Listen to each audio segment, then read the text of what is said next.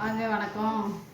நாங்கள் சின்ன பிள்ளையா இருக்கும்போது எங்கள் அம்மா என்ன செய்வாங்கன்னா சோளக்கஞ்சி வேவுவாங்க. இப்போ பிள்ளைங்க சோளக்கஞ்சினா என்னென்னு கேட்பாங்க. சோளக்கஞ்சினா 4 விளக்கு சோளம். இந்த சோளத்தை நைட்டு படுக்கும்போது ஊற வச்சுட்டு போயிடுவாங்க. காலையில் உரலில் போட்டு இடித்து ஈத்தண்ணியில் கலந்து ஊற வச்சுருவாங்க. வந்த உடனே வயக்காட்டுக்கு போயிட்டு வந்து இந்த மண்பானையில் நிறைய அரை பானை தண்ணி வச்சு இதை கரைச்சி ஊற்றி உப்பு போட்டு துடுப்பு போட்டு நல்லா கிண்டி வேக வைப்பாங்க.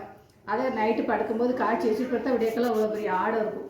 அந்த ஆடையே தோசை மாதிரி எடுத்து வச்சுட்டு இந்த சோளக்கஞ்சிக்கு புளிச்ச கீரை, வெண்டை வத்தை, கத்திரி வத்தை, மிதுக்கு வத்தை, இந்த வத்தெல்லாம் வச்சு நல்லா கரைச்சி இந்த சோளக்கஞ்சியை குடித்தா அவ்வளோ அருமையாக இருக்கும். இப்போ சோளக்கஞ்சினா பிள்ளைங்க என்னென்னு கேட்கு இப்போ உள்ள பிள்ளைங்களுக்கு.